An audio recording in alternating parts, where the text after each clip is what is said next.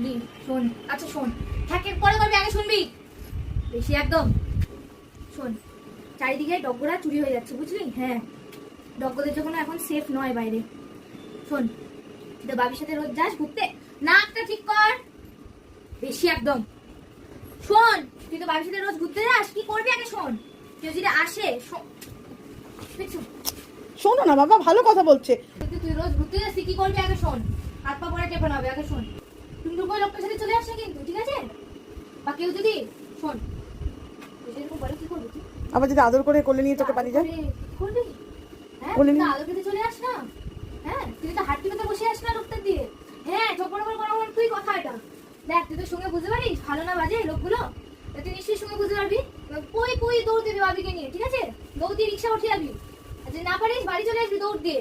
হ্যাঁ, শুনছিস তো? দৌড় দিয়ে কি করবি, বাড়ি চলে আসবি। হ্যাঁ হ্যাঁ হ্যাঁ, ঠিক আছে। হ্যাঁ।